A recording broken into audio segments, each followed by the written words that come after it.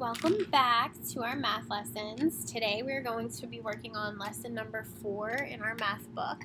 And you might be thinking, Mrs. Armstrong, why in the world are we learning lesson 4 when we didn't learn lesson 3? And I will explain that to you. If you notice in your book, lesson 3 says hands-on. Lesson 3 is a hands-on lesson. That means we would need materials for that we have at school, but you don't have at home.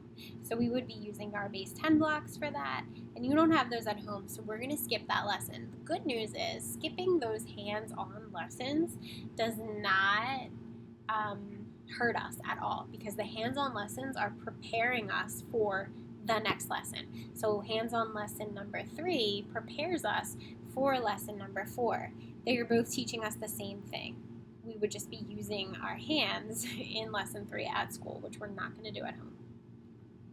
So today we're going to talk about representing decimals. Lesson 4, this is page 29.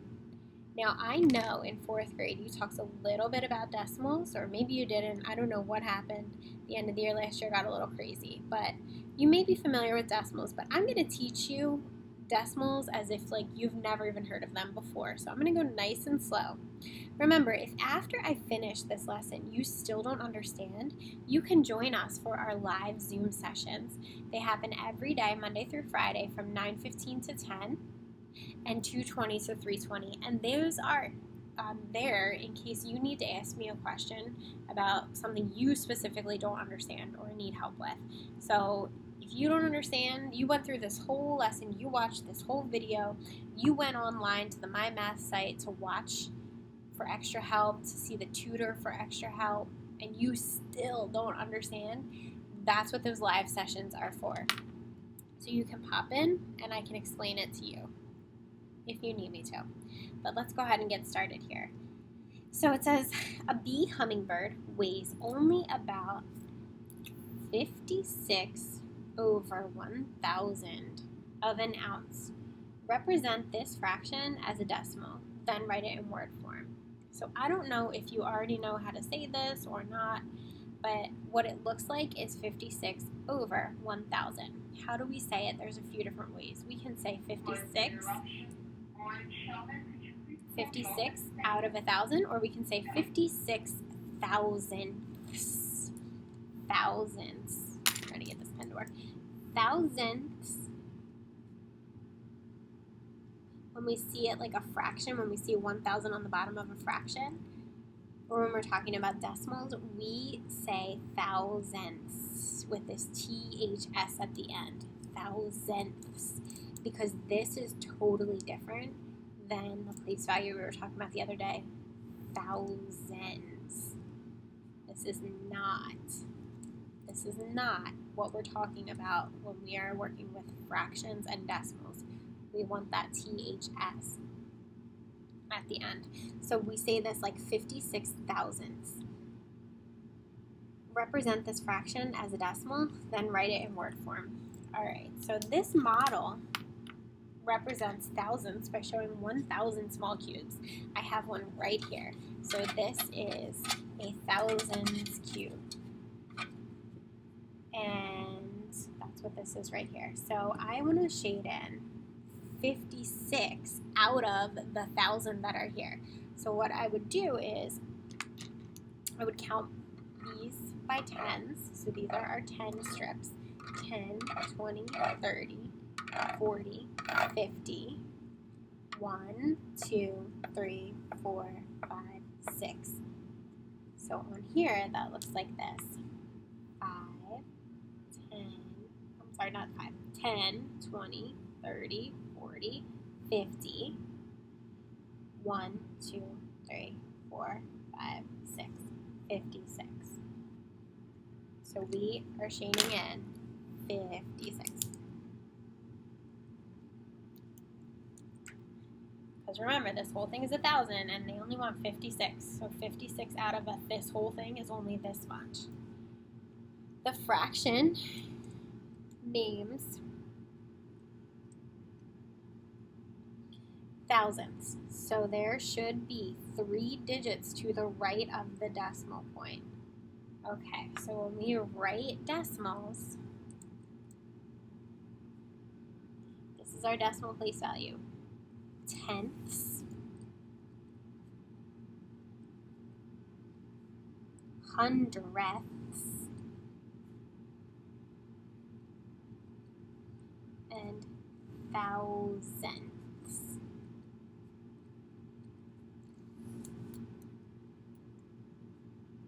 $56 over 1,000. So I need to count how many zeros there are in 1,000 to know how many places I need to take my number out. In 1,000 there are 1, 2, 3 zeros, so it's 1, 2, 3. Okay, the next thing I need to understand is my digits have to end on that third place. So I'm going to write it like this. 56 thousandths looks like this. If I wrote it like this does not say 56 thousandths. This says 56 hundredths. So I need to make sure I'm ending on that last place, thousandths, in order to get the correct answer. And anything that's left blank, I'm going to fill in with a 0. So 56 thousandths looks like this. 0, decimal point 0, 5, 6. I write 56 thousandths in word form. It looks like this.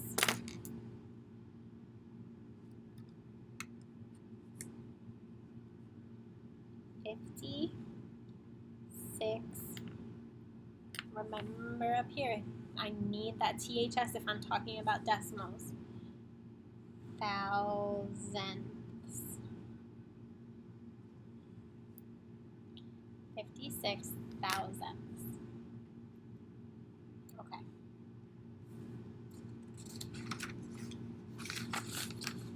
Next one.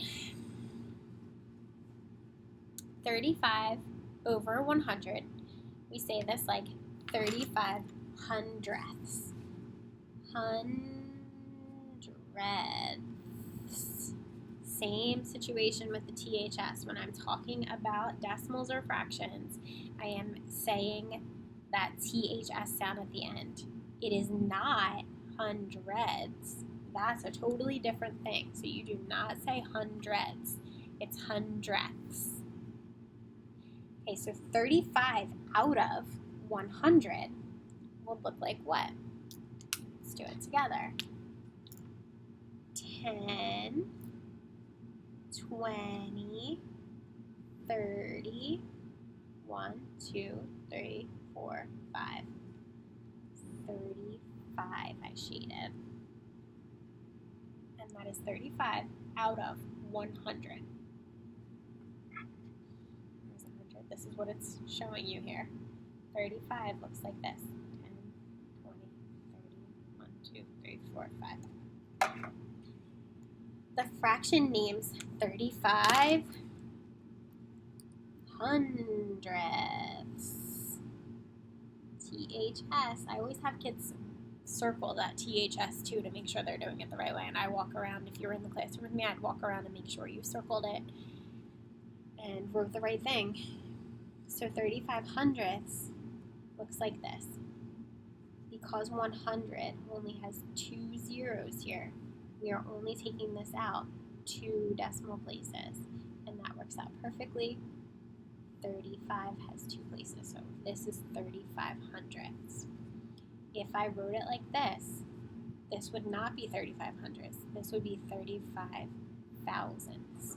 So we know that's not correct. Okay, let's do guided practice together. Shade the model, then write each fraction as a decimal. So this says 2 tenths, which really means 2 out of 10. So in total, right here, we have 10. 1, 2, 3, 4, 5, 6, 7, 8, 9, 10. And we are going to shade 2 out of those 10. 2 out of 10 looks like this. 1, 2.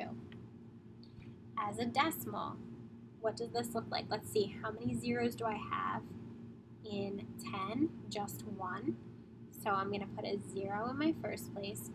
The first place represents the ones place, the regular old ones place we always talk about. So there's no ones here. We're only talking about decimals or fractions. And there's only 1, 0, and 10, which means I only have one place to go after my decimal point. That digit is going to go in that place, 2. So this says 2/10. This says 2/10. This says 2/10. Okay, next we have 58 out of 100. So this, if we counted these, it would be 100 little boxes. 58 looks like this. Each one of these is 10, so we count by tens. 10, 20, 30, 40, 50. 1, 2, 50, 1, 2, 53, 54, 55, 56, 57, 58. This is what 58 out of 100 looks like. There are 2 zeros in 100, which means I'm going to have 0 ones and 2 places in my decimal. 58 is going to fill in those spaces. This says 58 hundredths. And our last one here is 95 thousandths. 95 thousandths. Remember that THS makes all the difference when we're saying these decimals. 95 out of 1,000, so this represents 1,000. 95 would be like 10, 20, 30, 40, 50, 60, 70, 80, 90. 1, 2, 3, 4, 5. 95 out of 1,000 looks like that. As a decimal, I have 1, 2, 3 zeros in 1,000. So that means 0 ones and 1, 2, 3 places to fill in. Now remember, I want my last digit here, this 5, to end on the last place that I put. So that means I'm going to have to write it backwards. Okay, I got 95 and a blank space here. Fill in that blank space with a 0. So 95 thousandths looks like this as a decimal. Okay guys, you are going to complete all of the independent practice problems by yourself. Do the brain builders if you feel like you want a challenge. If not, if this is a lot for you, you can skip the brain builders and just focus on everything else. I will be choosing a couple of these problems to put into a Google form for you to complete to show me what you know. Again, if you're having difficulty and you watched my video and you watched the My Math tutor videos and you still don't understand, please come to our live sessions, live Zoom sessions, and I can help you there.